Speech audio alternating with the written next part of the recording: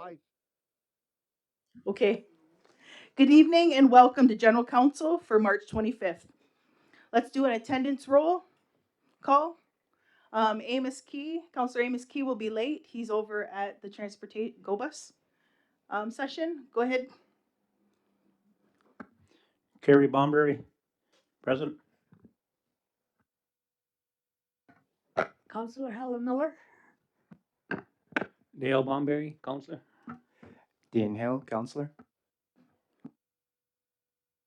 Melba Thomas, Councillor. Go ahead, Elena on Zoom. That's not heard me. And Councillor Elena Venavery is on Zoom. Also, Councillor Audrey Paulus Bomberry is unable to make it tonight. Same as Councillor Greg Fraser is unable. Councillor Cynthia Jameson is also at the Go Bus session, so she'll be coming later. And Councillor Leslie Green is unable to attend tonight. Oh, and Councillor Hazel Johnson is here. Okay, let's go to number 2, identification of media. I don't see any. So before we get started, let us please take a moment of silence to remember and pay respects to those that we have recently lost. Before we do that, I would also like to acknowledge the loss of Betty Williams. Betty dedicated 40 years to Six Nations of the Grand River Elected Council. Betty's supervisor, Michael Montour, gave us these words. Betty Williams worked at Six Nations Public Works as a caretaker for over 40 years. Her witty personality and easygoing nature made her more than a co-worker, but a dear friend to many. She shared many laughs with us and was fun to be around. She made sure to attend all the work functions, and even when she wasn't participating, she would be there to cheer us on. Betty loved her work family, and we loved her back. She will be deeply missed, and our condolences to her family. Now let's take a moment of silence.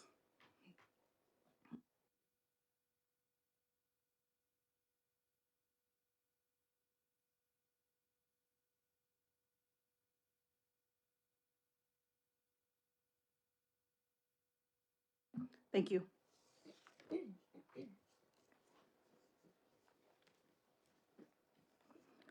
So adoption of the agenda. Is there any additions or deletions?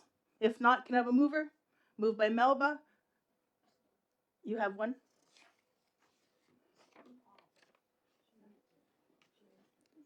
Yep. Yep. So with the one addition of, she wants one. No, she wants. Sorry.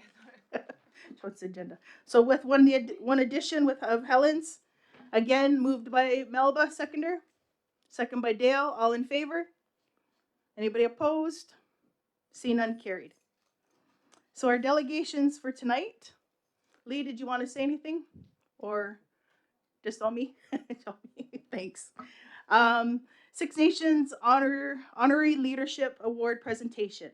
So with us in the chambers here, we have the Haudenosaunee National Women's Box Lacrosse team, who won gold. Yay!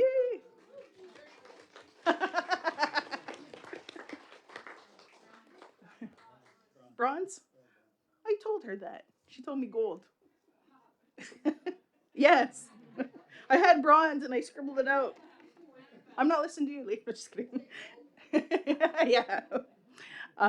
As a whole, as well as the head coach, Jason Johnson, and an individual player from the team, Carrie Lee Weiss, have been inducted into the 2025 North American Indigenous Athletics Hall of Fame for the team category, athletic category, and the coach category.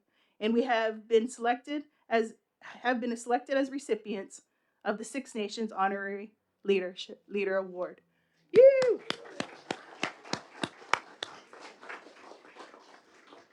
So, how am I going to, There's a whole bunch. Okay. Let's do it at this table.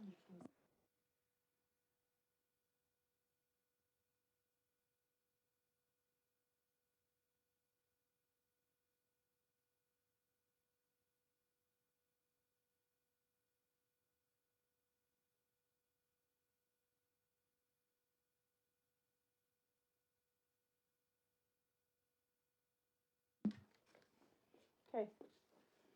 Can they see me? There you are. Okay. So let's start with Jason Johnson. He'll be getting a ribbon shirt and a leadership award.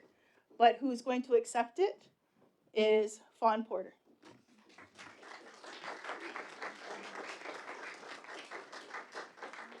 Thank you. Oh, we better. Oh, let me turn it this way. How's this, Joe? Here you go.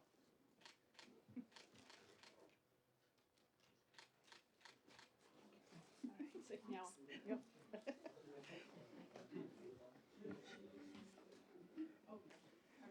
Okay. Carrie. So next is Carrie Lee Weiss with moccasins, a ribbon skirt, and the leadership award.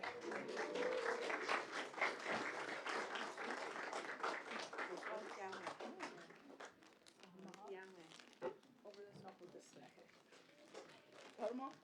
Yeah. Good job. There you go.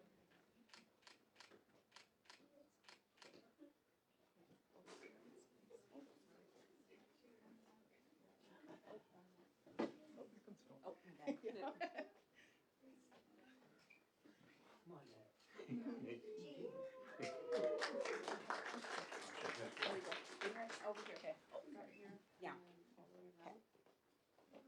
So with Cynthia, just let's shake her.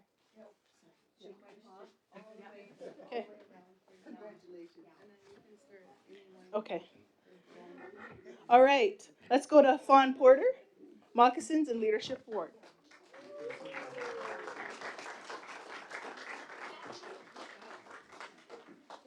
We had yours out.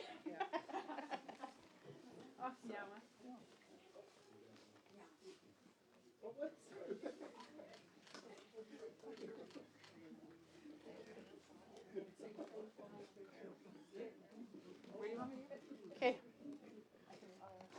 Yep. Have Chelsea Gibson, Moccasins and Leadership Award.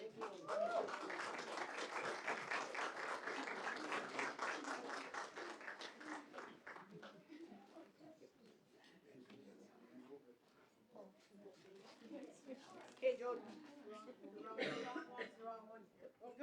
You gave me the wrong one. Oh, these are Stacy's too. Oh yeah. That name, just the size. Yeah. No, I went down the list here. Yeah. Okay. Let's do this together. We're okay now.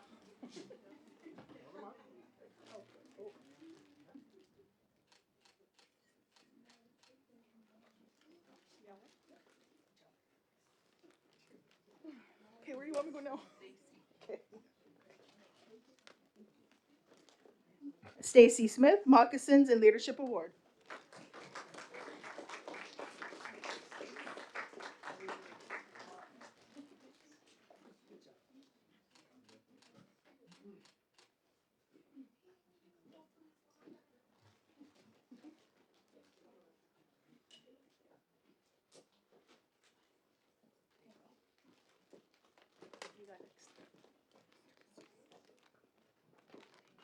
Chelsea Doolittle, Moccasins and Leadership Award.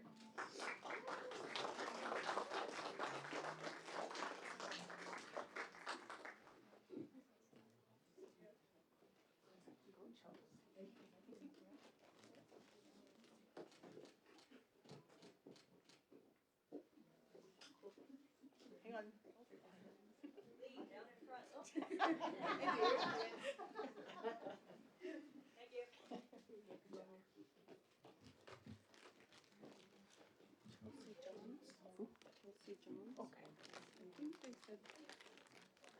Chelsea Johns, Moccasins and Leadership Award.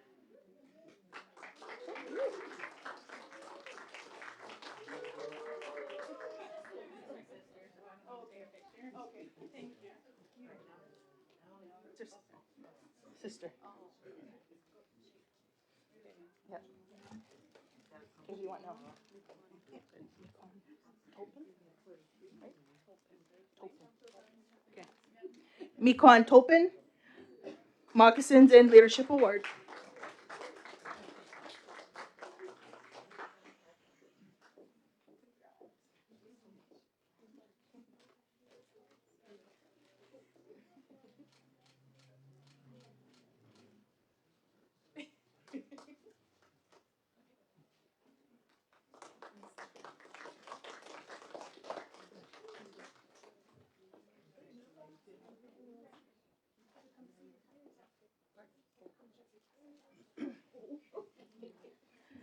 Amelia Jacobs Elkins.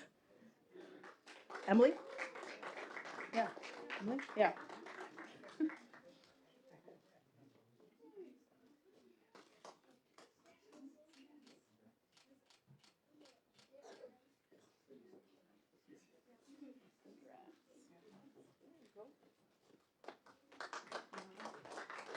We got nothing.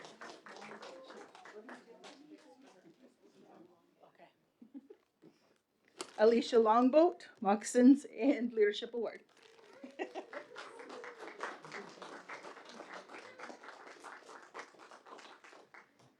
gonna change it. Smith Longboat. Smith Longboat. Yes. She's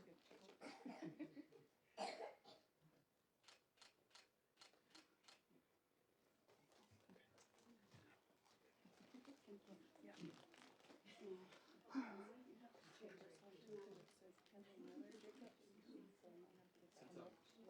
Okay. Ooh. Kenley Miller Jacobs, Moccasins and Leadership Award.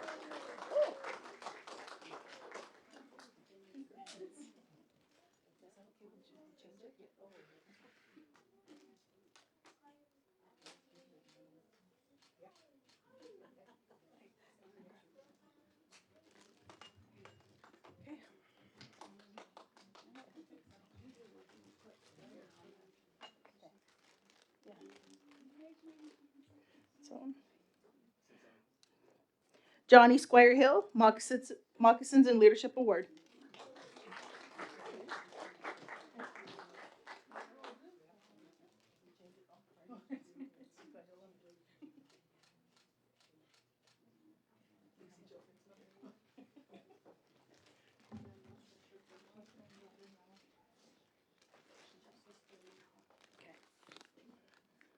Trisha John, Moccasins and Leadership Award. There we go.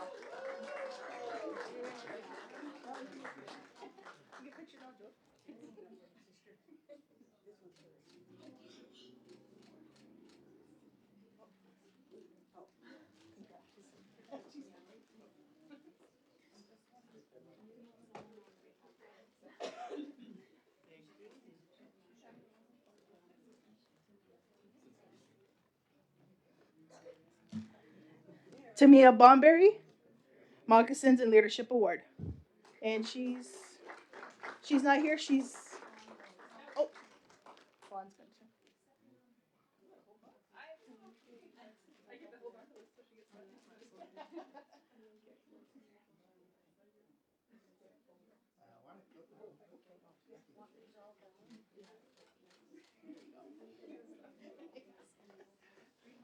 Okay, is that it? Okay. You want a picture now? Yep. So what we're gonna do, we'll get a picture with all the counselors.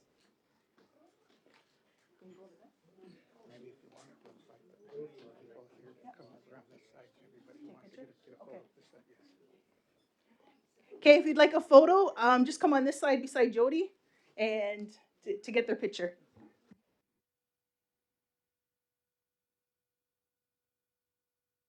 And also there's refreshments after.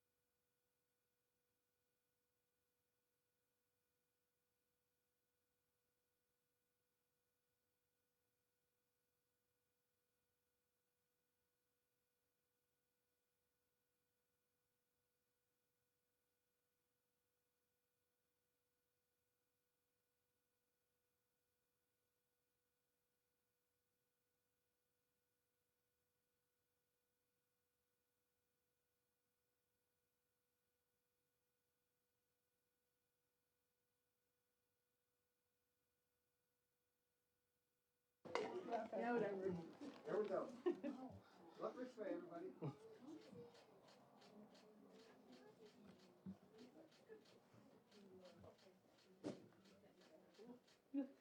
Hold that, everybody. On this side. On it right.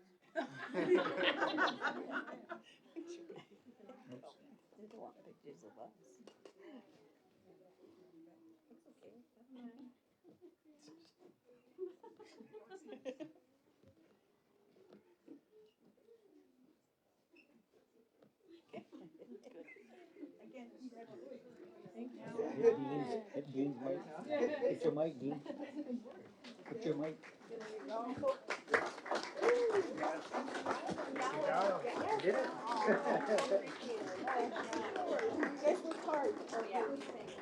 Congratulations. Again, congratulations to all your hard work, all your dedication, and for your family to be here to support you. This is awesome.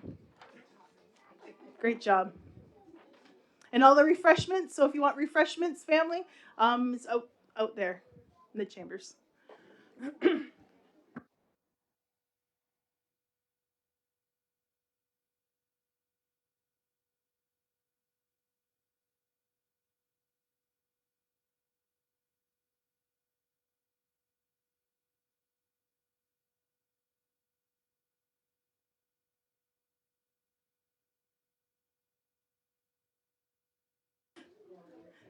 Thanks for coming in to support them, everyone. It was a great night. Yeah,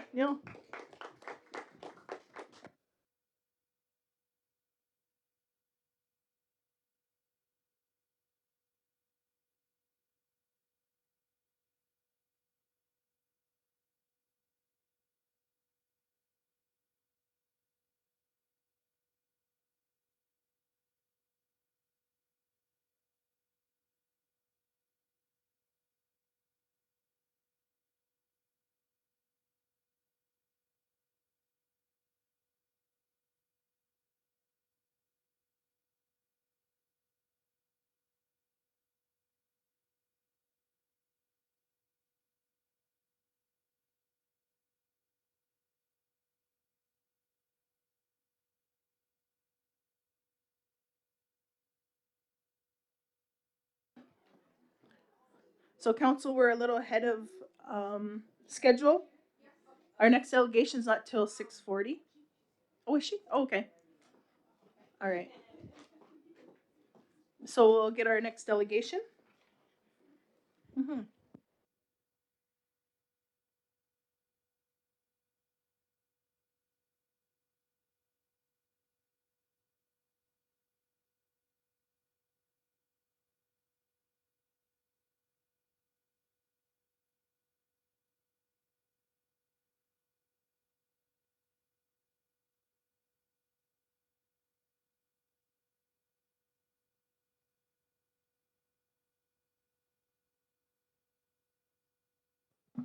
My phone. Sharon, did you want us? Did you want to wait for Karen to come? Okay. Okay. Okay. All right. Um. So let's get started. Did you want to come to the front? To the. Yeah. Is there a chair? Okay. Thank you.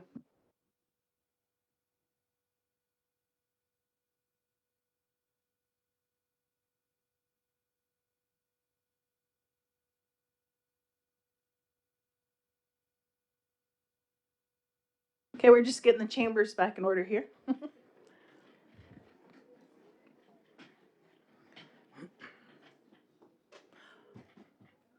Okay.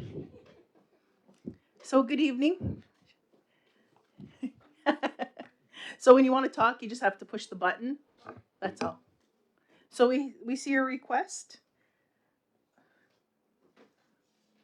for the community hall for Helena Logan's 100th birthday. That's correct. Amazing. Yes. Is there anything you want to add to? You can just push the button and. Oh, there she is. There. Yeah.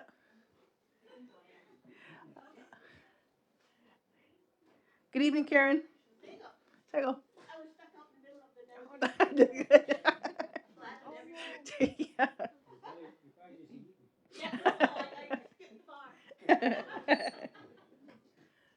So thank you for joining us and for coming in to waive the community hall, including the kitchen rental fees for on April 19th to celebrate the 100th birthday of Helena Logan. Um, yeah. Oh, nice. Amazing.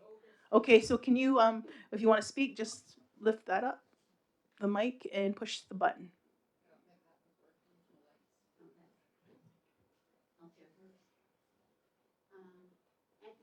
Is the last remaining of my mom's siblings, and she's just like my mom. She's just crazy. Uh, she actually looks a lot like my when they were younger, and she had her family in California, and when they would come home to visit, my mom would go out to greet her and send Aunt Helena in, and my brothers and I always thought she was our mom. Everybody would go running, Mom! They both got a kick out of that. But she's doing good. She's still at home. Her granddaughters are looking after her, and her oldest, no, Diana's not the oldest, second oldest, but she's in California right now. So she said, Karen, I thought you were taking care of it. So here I am. So please ask. Okay, so we have your request. It's in front of council. So is there a mover to waive the community hall, including the kitchen rental fees for Helena Logan's 100th birthday? Moved by Melba. Second by Dale. Any questions? See none? All in favor? Anybody opposed? See none, carried. Waive second reading. Moved by Cynthia, second by Dale. All in favor? Anybody opposed? See none, carried. Okay. Ace. Yes. Thank you. Thank you. Yes. Go ahead. Oh, so from 2 till 7. If you know an Elvis impersonator, let me know. She wants an Elvis. Who? Really? Okay, I'm gonna call him. I'm gonna give him a call. Go ahead, Amos. Yeah, because this is a milestone in our community, I would move that we declare April 19th Helena Logan Day of the 59th elected council. I'll move it. Oh, we're gonna move it. Is there a seconder? Second by I'll second Helen. that. Yeah. Is there any questions or comments? If not, all in favor? Anybody opposed? See none, carried. Waive second reading. Moved by Amos. Second by Helen. All in favor? Anybody opposed? See none, carried. Thank you. Yep. Go ahead. And we can publish a certificate declaring that day as well? Yep, we can get Jody to do that for sure. Okay. And also, yep, we're going to have a certificate for that day too there. Okay, great. Well, you're all Yes. invited. Yes. Go and have something to eat. Yep. Thank you again for coming in. Yeah, thank you so much.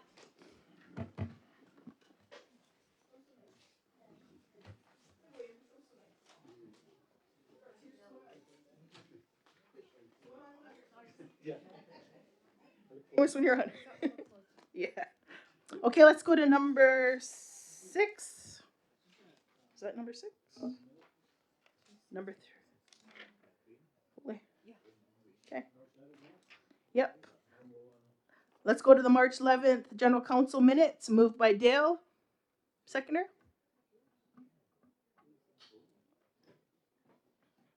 Seconder? The minutes? Second. Second by Elena. All in favor? Anybody opposed? See none, carried. Let's go to number 7. My updates.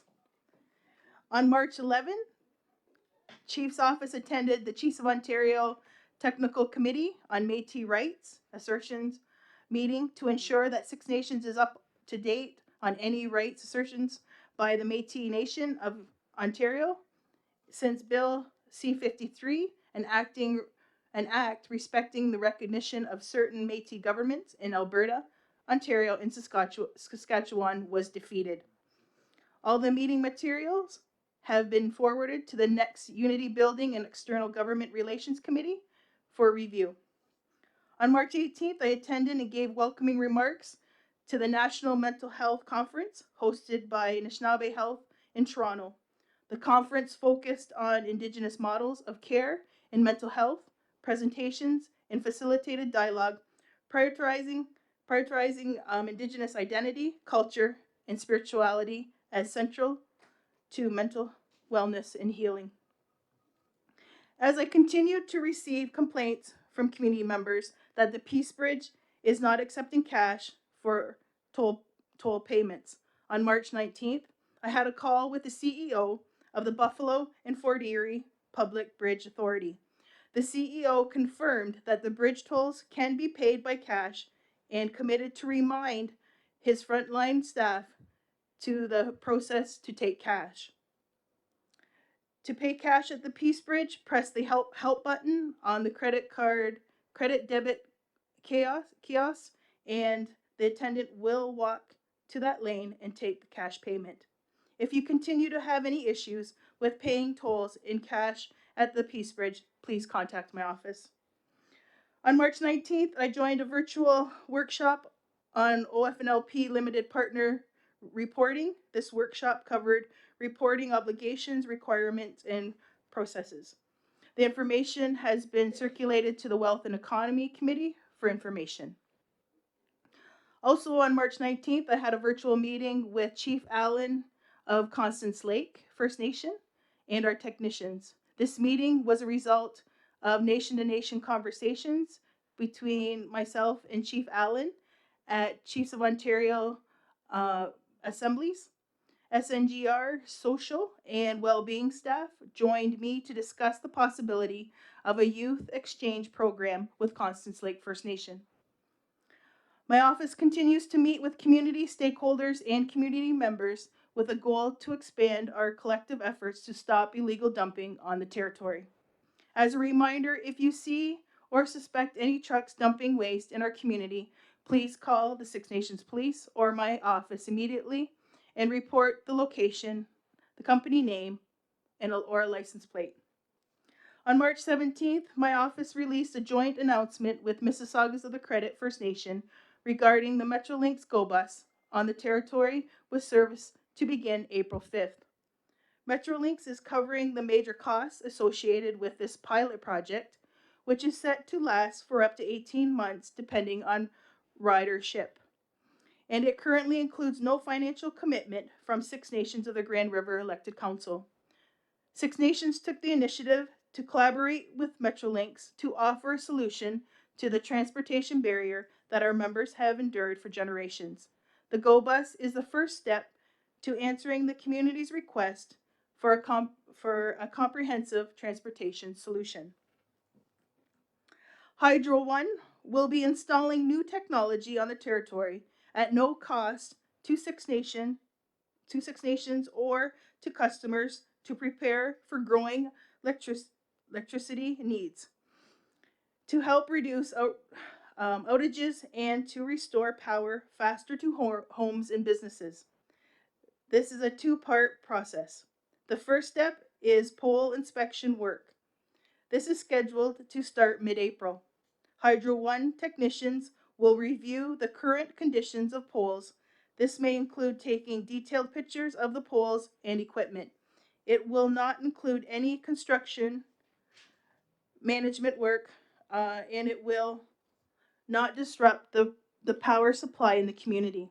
Step 2, starting in summer 2025, Hydro One will install upgrading electricity equipment. Ganio's update from our hardworking staff. Our leadership and administrative teams continue to address the ongoing closure of Ganio's Health Center due to mold.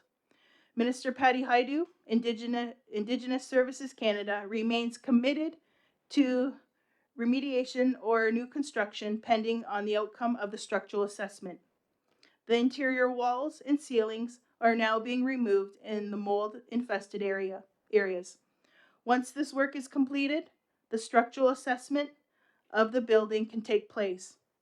The minister has approved costs to complete assessments and mitigation, which includes reimbursing Six Nations of the Grand River for the temporary dental trailer that is currently in place. Staff are also working closely with Indigenous Services Canada to establish temporary structures in the village of Oswego to house primary care, public health, and lab staff, who are currently sharing clinical space at the White Pines Wellness Complex. We know the closure and relocation of Gagnon staff has caused frustration, but we ask for your continued patience. We are confident that Indigenous Services Canada will continue to work in partnership with us. More updates will be shared when significant development arises. Lastly, a reminder that Mental Health and Addictions Office at the back of the building and the pharmacy have not been directly impacted, so they are still open. Is there a mover to accept my update as information?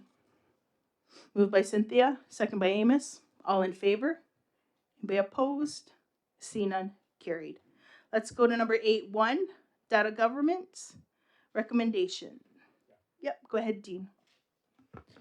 All right, so I think this is going to be the first update for the Data Governance Committee, so I'll go ahead and start. So we have established our Data Governance Committee, one with our executive, excuse me, our executive director of Data Analytics and Insights, Zach Miller. And on our committee currently is myself as the chair, Amos Key as a committee member, and Greg Frazier as well. I know we are in the midst of recruiting new council members as well. I know Helen Miller is also on the data committee, and I think Audrey did express interest in it as well.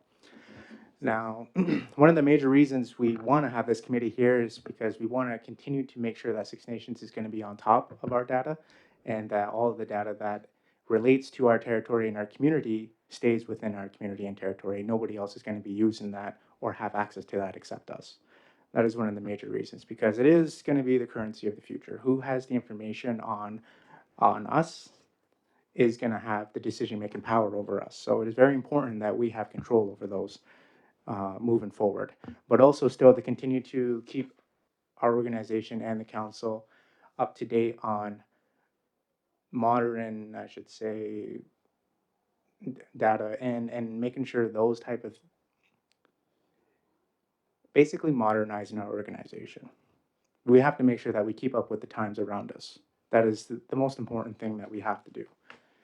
You know, we're on the same playing field when it comes to the data space. We're on the same playing field as not just any other, municipality. We're on the levels of every other country. So we have to make sure we keep up to date on those type of things. And it's very important that we continue this work from our executive director, Zach Miller, as well as the councilors who have volunteered to be on the committee. So that is about the only updates we can give right now that we're newly established. And that's about it. So thank you.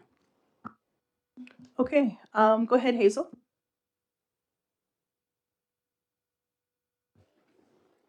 I just want to know with regard to the data,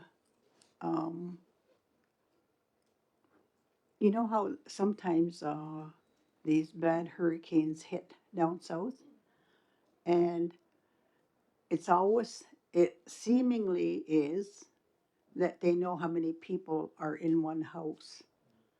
Do we have that type of data, or will we have that to see who all lives in one spot here in case something drastic happened? Because the way the climate change, the potential for tornadoes and all of that, sometimes I wonder, are we equipped?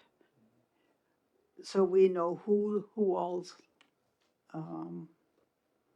where, when you're looking for people.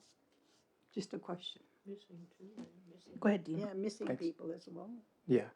And ideally, I think that would be the goal to get to that point for all of us to understand and know what is happening on almost every sector of our community.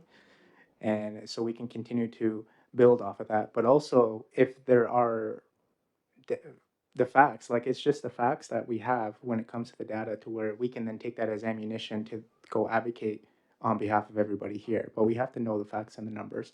But as of right now, for that statistic, I don't know if we have that information. Oh, well, off the top of my head. I'm sure we do, but that's more so a question, I think, for Zach. Follow up? Yeah, so in addition to that, like we all know too that Census Canada, when they come on reserve, most people don't want to cooperate with that system because it's for the government's information. So I'm wondering, like, if Six Nations did their own census here, and once that the government wants to do a census, if the final tally of the amount of people living here, because that's basically what they're looking for is the population amount. So you could give them a one-word answer, the total. Just a thought. Okay. Is there a mover to accept Dean's report, this information? Moved by Amos, second by Melba. All in favor? Be opposed? See none, carried. Let's go to number 2, Built Environment, Climate Adaptation, Lands and Membership Committee. Go ahead, Dale. Thank you, Chief. I know for council, I sent you a little summary sheet that I had gotten from Derek. I know he sent it last week, but I asked him to update it, provide more information. So, but for this presentation, I'll just give a quick overview in relation to the number of projects that he's working on. One of the things that I would like to focus on, for him anyways, to be, I guess, aware of all the capital projects. I know when we first got here, things were, I guess, had different projects going here and there, and there was really no coordination. So I've asked Derek to try and get involved with all those capital projects so we can start coordinating, and so that council and the community as well can have a full understanding of what stage they're at, where the process, where the money's coming from, where all approvals are given, just so I guess we can stay on top of all the funds here at council. So the first project I want to talk about is the new hospice. I know it had currently started quite a few years ago, and I know there were some community members running that project. And initially, when they had started, they had a private investor that was willing to work with them. But I guess as time dragged on, they had certain issues, and it didn't carry through with the private investor. So it ended up back on council's table. And I know, I think in the summer of 2024, I think council had set some money aside for that project, and they had to set aside, I think, $5.5 million. So at that time, there was a company that was already on board called True North Log Homes, who were doing that architectural. And then First Nation Engineering Services was doing the infrastructure. So currently, right now, they're in the design stage. It's like 66% complete. And hopefully, things will get done and tendered out, and hopefully by the fall, they'll get it. So right now, they having some proposed estimated costs where the approximately about 2.3 would be the cost of the construction, and then soft costs or engineering costs would be like 121,000. So that's being proposed right now. I know one of the things they have to work on is the infrastructure system, which is more like the wastewater, the water and sewer. So that still is something that has to be factored into that cost yet. So they're working on that. The next one is the Iroquois Lodge, and what they're proposing is a new 64-bed long-term care facility. And I know that's been talked about for quite some time around this table and as previous councils and councils before that because of the aging structure over there. But I know originally there was total estimated cost at that time, which was 62 million. So right now they're working with tech services here at council to try and get an updated cost on that. So there was a company, and I don't know the full name, I just got an acronym here, which is HDR, and they're the ones doing the architectural. And it was a motion approved by council, and MTE, they're doing the infrastructure. So right now, they're hoping this year to start the design and looking at all the facility itself and working out all the details so that that can become part of the design when it happens. The next one is the public library and archival repository building. And again, this has been on the table for quite some time. I think it was originally designed way back in 2012 by K.L. Martin and Associates. And I know we've asked them to do an update, so there's some added costs because of the time lag and material costs and different things. So it's going to be a little bit of a cost to go through and get an update, but there's different phases. I think, the council approved the first phase for First Nations to move ahead, and that was like for $75,000. But the total estimated cost on that one is $34 million. So again, they're just completing phase one, updating the data, and before that, then once they do that, then they can finish updating the design. So whether it gets started this year, it's debatable, because I know we still have to look at the capital cost of $34 million.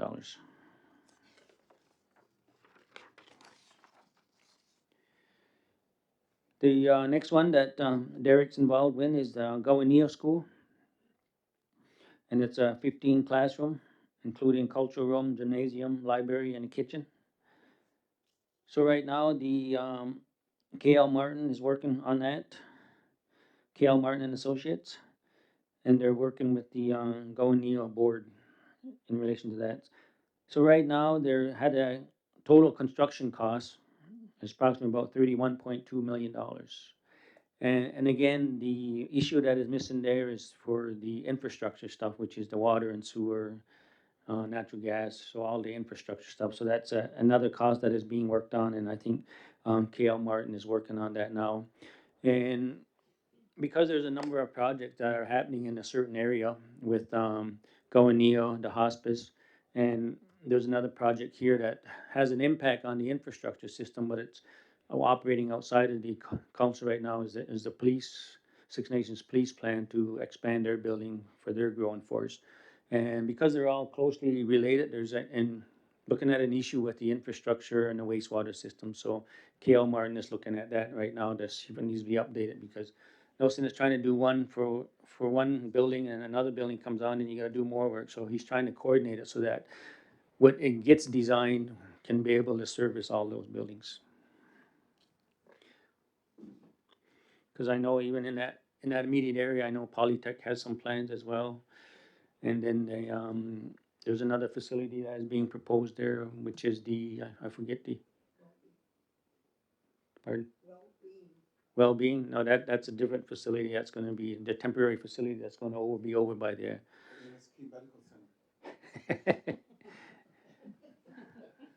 No, for the, that, like the X-rays and MRI, because that's one thing they're looking at having in that area as well, so KL is just looking at the whole big picture instead of looking at all the little pictures, so he's trying to coordinate that. And again, I just touched on that for the wastewater, and KL Martin's working on that, and he kind of has an estimated cost right now, because I think Gowaneo's proposed location is down on Tuscarora Road, just south of Fourth Line, and have their facilities feed into the central wastewater distribution system here to pump it from there into the communal one.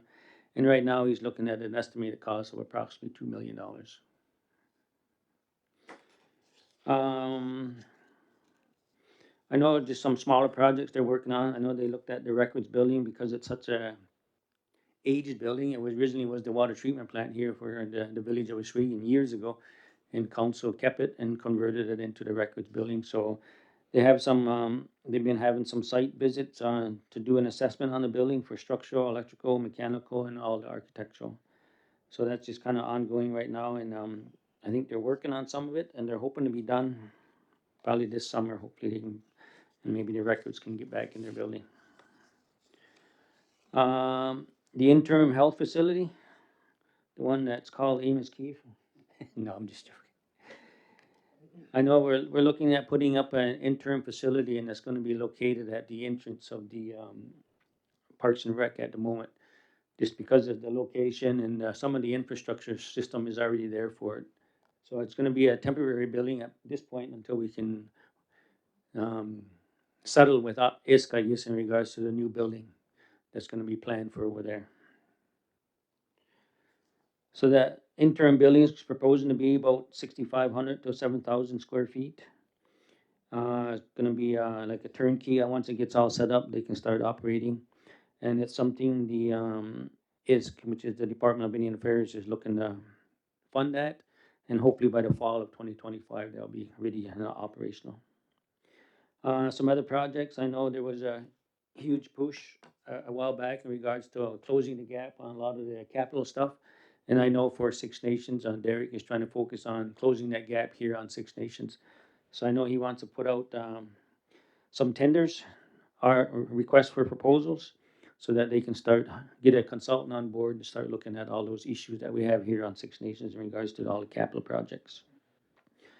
Another one is a Child and Youth Center, and I know we discussed it at a few meetings here, and it's being proposed for some land that council has available on Fourth Line, but it's in the preliminary stage right now. And I know Derek is working with social on that, and I think he's gonna have some discussions, and we can be bringing that back to council very shortly. And the final issue he has that he's working on is, well, maybe not the final one, but Stone Ridge Daycare, they had some mold in there, and they, I guess there was some equipment failure, or a drain that was on the roof that wasn't working properly. So I guess they were looking at remediating that, and they don't have a date at this point when it's going to be completed, but they are working on that. I know they're also looking at some issues over at the arena, well, for another roof leak, so they're looking into that as well, where they had detected some mold in the change room, so they're looking at cleaning that up and repairing the roof. So that's a number of things that Derek's working on right now, just to keep things up to date, and it's probably gonna grow as we move along. Thank you. Okay, thank you, Dale. Go ahead, Hazel, then Cynthia. Dale, with regard to that records management building, we know it was the water plant at one time, and we know that they store the documents way down in that cistern. And I know that those girls have to carry those boxes up a high ladder to stack them in order to get everything in there. Why would they be considering remodeling or fixing that up when that's already a dangerous situation for those girls to have to carry boxes up on ladders to store them on top of each other? Outside of the space available for it, and trying to maintain what they have until we can get to this new facility of the archival center.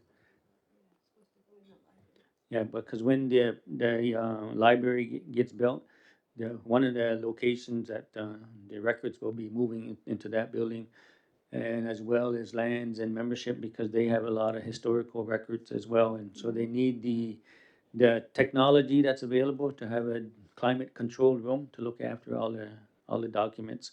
So it was going to be one big room that was going to house records as well as lands and resources. So I guess what And I know it's difficult right now because the way this building is situated, and I know it's an issue in regards to them carrying building, but other than space, Hazel, I don't know what else to say other than having space available to do what they need to do to maintain council's records. So, I guess, I know nobody can do anything about it because we're limited on space for everything. But I'm just wondering, like, the money that they put into renovating, maybe they could start building and add on as they go, as they get more and more funding to expand it into the size that it's supposed to be. Just Yeah, a thought. all the repairs they're doing at the records building right now, the existing one is like approximately $75,000 to do all the upgrades and make it. So I know it's temporary, but there's not much we can do at this point until we get the capital dollars for the new facility. Go ahead, Cynthia. Yeah, thank you for you and Public Works, Dale, for putting that together. It's good to see everything in one place and to know the status, what point are we at, and noting any motions that accompany them. I wonder with the Gowaneo, if there's an update or where we at with that. Remember when council passed that motion last spring, May? As I recall, there was quite a discussion and the basis for many supporting that was that our CO at the time was going to pursue. He had authority then. I thought that was an emotion as well to pursue a loan with Infrastructure Canada. I remember he gave us a couple updates because of this, that, and what have you. They were steering him towards other grants, actual grants that we could go after perhaps. And I know he's gone, and I don't know because of the workload of our acting CEO, whether that's been pursued. But the other part of it was, and everyone, it seemed to me, was pretty clear that is a federal responsibility, and that it seemed ISC was shirking, Indigenous Services Canada was shirking its responsibilities. And what we were informed was that they, ISC, said they wouldn't have authority to fund because it wasn't owned by the band. It was an asset of the band. And then I think, Amos, you reported to us that a survey went to the parents, and at the conclusion, it was determined that yes, okay, it could be deemed to be an asset of the band one, so we could pursue ISC for the funding, because I understood a couple of times I thought they were going to fund it, that, and as well the O&M for that particular building. I wonder if we've made any headway with those people. So just, we sent all the documents that you're talking about and what Amos, we sent them to ISK, and I think it was today or yesterday. We're just trying to find a date to meet with, Michael O'Brien regarding that. Yeah. Yeah. Go ahead, Amos. Use your, Note to the chief, last week, they invited me to the tender opening for Gowanio. There was 5 architects or firms that applied for that phase of construction. I know Derek was there because I seen him on the Zoom. It was all by Zoom or Teams, and they're now going to do a report, KL and Martin, based on the dollar amounts and what they're, I guess, applying to do for the school. So that should be done by the end of this week, and I'm sure the chief will get that probably in her mail. Then you can present it to council once Gowanio board looks at it as well. So that's the latest as far as I know, as of last week, that the tenders were opened. And I didn't know this process, but it's a very public process in which each one of those firms have a member at the opening of the bids. So I was really interested in that process, and that's what they're going to do the report on, based on what the term RFP was. Yeah, so you'll probably be getting that, Chief, soon. go ahead, Dale. Yeah, so it is here, I just didn't read it. The tender did close on March 20th, and KL will do the summary, so they're going through the process with KL Martin Ladue, who was originally hired by the Gowanio board to do their work. He'll go through and vet all the proposals to make sure they're lining up with what was asked in the proposals, or the request for proposals, and once that's done, then he'll make the determination on it, and make a recommendation as well. Okay, yep, go ahead, Amos. But I agree with Cynthia with her comments about I know we lost our CEO at the time, so I know that was on his table to look at finding financing for it, whether it's through ISC or our own source funding, or I know talking with Dean and his team, they were looking through Arliss's group to give some funds as well. So I mean, there was lots of players involved. So I don't So know I just have, Brooke, to look into that Okay, for yes. us. Okay, thank you. Yeah. Go ahead, Cynthia. Yeah, just to clarify, I understood the social services already committed funds to the project. I forget, 6 down payment, like 6 million or something. But with the funding, Amos, it was 2 streams. One was we are not letting ISC off the hook. We addressed, I thought, what they said was their barrier. So whatever happens, they're on the hook, and we are going after that money. But the authority for the CEO to pursue possible loan avenues, example, Infrastructure Canada was 1%. We deemed it to be only a temporary thing, so we'd have funds so as not to hold up, all the phases that are involved in a capital project. But that was never meant to replace ISC coming up with the money.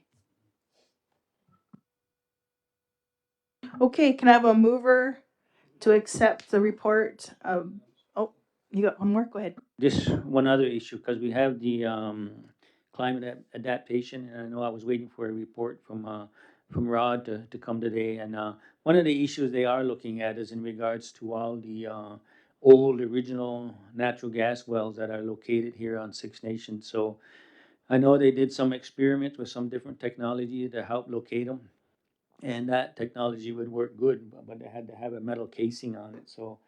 So anyways, he's gonna be looking at what we can do to help close them up properly, the way they should have been done years ago. And I did have a discussion with one of the board members at Six Nations Natural Gas, and so we might get involved with as well as them and start pushing back on the province, because originally they're the ones that were operating the gas wells when that company was here years ago, and council never really did take on the liability or responsibility for them. So we're gonna see if we can push that avenue to get some capital dollars, because there's 254 that need to be identified, located, and closed properly. I know historically some of them were just closed by pushing a log down the metal, but over time that log just gets rotten and it leaks. So, but I think there's two of them on the territory where people are actually utilizing it, and they capped it and they're utilizing it for their own use. But other ones are not, and so there's some that are they are leaking, and I think they have communicated to those homeowners as well. So as soon as I get more information, I'll bring that back, and because we're going to be looking at some capital costs here. Okay, go ahead, Eamon. Yeah, I know from well-being, we had, and Hazel knows this, and so is Melba, we had recommended that we centralize maintenance. Is that going to go through your committee, or is that, I know there's Robert's name was mentioned, Derek, and so is that going to go through your two? Yeah, it'll be coming through this committee, and I talked to Derek about that this morning, and right now he's working on his proposal, working on his budget, seeing his work plans on how that's all gonna get working. So it will be coming to our committee, and then once we get finalized with that, it will come to council. And then, yes, he's looking at centralizing all the maintenance as well as keeping track of all the capital stuff. Okay, can I have a mover to accept the report by the Built Environment Climate Adaptation Lands and Membership Committee Chair as information? Moved by Cynthia, second by Helen. All in favor? Anybody opposed? Seen and carried. Number 3, Lands, Resource, Wealth, and Economy Committee. I know Greg's not here. Is there anybody else? Yep, go ahead, Cynthia. No, I don't have anything further to report from our last meeting. Remember, we talked about the terms of reference and the Cannabis Commission, because our next meeting is April 1. They sit on there, and it's not April Fools. Okay, so we'll do that in the next general council. Yep, go ahead. I guess under the guise of wealth and economy, just noting, and my ears perked up when Dale over there mentioned gas. Everyone will be aware April 1, the carbon tax is to come off. That is the consumer portion. So I would think that would mean like our natural gas bills, that consumer portion, as much as my on mine, how much is the same as what I use. Yeah. So that will be, I would think, the fuel for the cars and that on that as well. Okay, let's go to number 4, Community Committee. Go ahead, Dean. All right, so within the community committee, we've been having extensive talks on the topics of child welfare regarding the prevention services and the protection services. I know we're with all the sectors involved within the community, including ourselves and social services and also OGD. So that's pretty well, we can talk about that right now, but I know that we are making headways and finding out more services involved with our families and youth in the community. Another topic that we did have for discussion was the Special Olympics summer provincial games coming down here on July 10th this year. I know that myself and the chief will attend the Open and Special Olympics ceremonies and the Bocce Ball Award ceremony on July 12th as well, down here on the Six Nations. So that's going to be exciting coming in this summer. Thank you. Okay. Can I have a mover to adopt the report of the Community Committee by the chair as information? Moved by Hazel, second by Cynthia. All in favor? Anybody opposed? See none, carried. Let's go to number 5, Unity Building and External Government Relations and Justice Committee. Go ahead, Cynthia. Oh, and again, we haven't had another meeting since our last report, and it will be the day following April Fool's Day, so I guess April 2nd. Okay, thank you. Okay, so we had one addition. Go ahead, Helen. Yeah, just before I left, I was reading on a Facebook post by, I'm not sure who it was, but somebody went and stole all the gates at the Stump Hall Cemetery. I don't know if you guys remember, but last summer they developed a Stump Hall Cemetery Committee, volunteer people that work to fix up the Stump Hall Cemetery, clean it all up and fix it up. I think they put fences and they did different things. But now I'm hearing that somebody come and stole their gates. So I wondered if council could not help them get new gates. Because they are a volunteer committee. I'd have to find more information, but I mean, Floretta Foothill, I think, is the one that looks after it. And I can find out if she needs they need assistance with getting gates or something that people can't steal, maybe, I don't know. Something anyway, to help them, because I know they're a volunteer committee and they don't have money. So I just mentioned it here, I'm gonna get more info and then I'll bring it back. Yeah, that would be great if you can get more information and then bring it back, and then we can deal with it then. Okay, that's the end. Can I have a motion to adjourn? Moved by Cynthia, second by Carrie. All in favor? Anybody opposed? See none, carried. Thank you for joining us tonight, and have a great night, everyone.